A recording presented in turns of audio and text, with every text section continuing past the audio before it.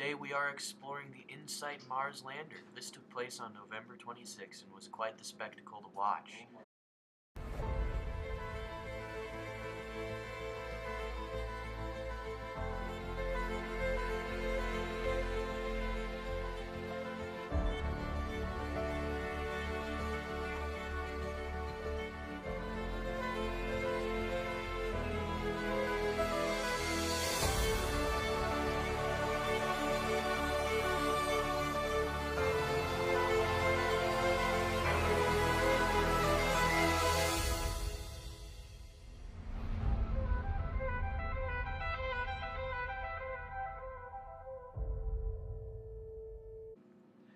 According to Bruce Byrne, the InSight principal investigator, InSight would allow scientists to know what's 2,000 feet to 1 mile deep into Mars's undiscovered crust.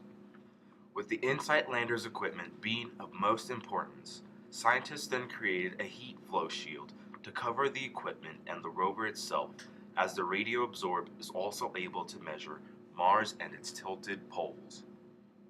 Then again, with the probe's main tool designed to dig 16 feet, this alone would provide adequate sediment and heat measurements which would help clarify Mars's past, present, and even future.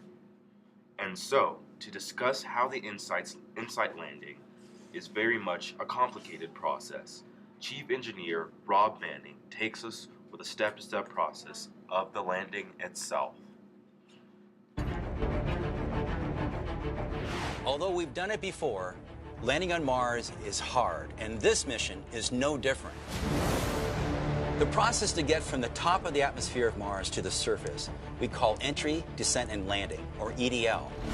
It takes thousands of steps to go from the top of the atmosphere to the surface, and each one of them has to work perfectly to be a successful mission. The process starts well above the top of the atmosphere of Mars. The cruise stage faces the sun.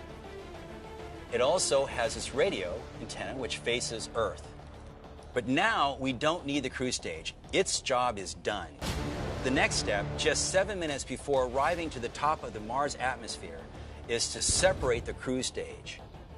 Before you hit the top of the atmosphere, though, the space capsule has to orient itself so that the heat shield is precisely facing the atmosphere. Now the fun begins. The vehicle is moving at nearly 13,000 miles an hour, but it's hitting the top of the atmosphere at a very shallow angle, 12 degrees. Any steeper, the vehicle will hit the thicker part of the atmosphere and will melt and burn up. Any shallower, the vehicle will bounce off the atmosphere of Mars. At the very top of the atmosphere, it's about 70 miles above the surface of Mars, and the air is starting to get thicker and thicker and thicker. As it does that, the temperature on that heat shield gets well over 1,000 degrees centigrade, enough to melt steel. Over the next 2 minutes, the vehicle decelerates at a backbreaking 12 Earth Gs, from 13,000 miles an hour to about 1,000 miles an hour. At about 10 miles above the surface of Mars, a supersonic parachute is launched out of the back of the vehicle. 15 seconds after the parachute inflates, it's time to get rid of the heat shield. 6 pyrotechnic devices fire simultaneously, allowing the heat shield to fall and tumble away from the vehicle, exposing the lander to the surface of Mars. 10 seconds after the heat shield is dropped, 3 pyrotechnically deployed legs are released and locked for landing. About a minute later, the landing radar is turned on, sending pulses toward the surface of Mars as the vehicle starts to try to measure how high it is above the surface and how fast it's going.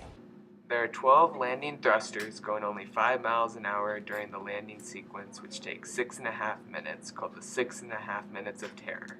At 75 miles above the surface, the probe is going 12,300 miles an hour. There are worldwide watch parties. This is an example of one in a school in Ohio. Hello, I am Demi Reed. I teach astronomy meteorology here at Loveland High. So anytime we can learn something new about our universe, that's going to be beneficial.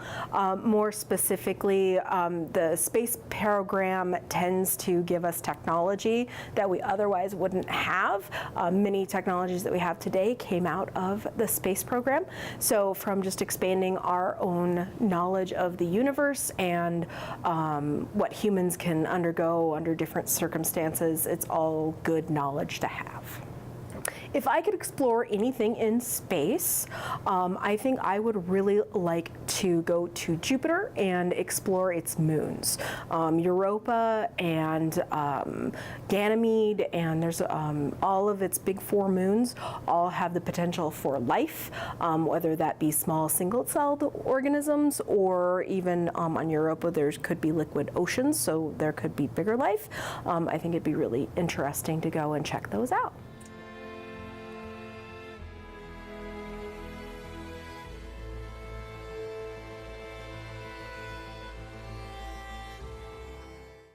With InSight being 1 out of 8 probes currently on Mars, according to Lockheed Martin Space Systems, InSight's $828.8 million cost is and will be worth the while. Because InSight's landing will investigate how relatable Mars is to Earth, the discoveries made would eventually help scientists move one step closer to the goal of mankind colonizing the stars.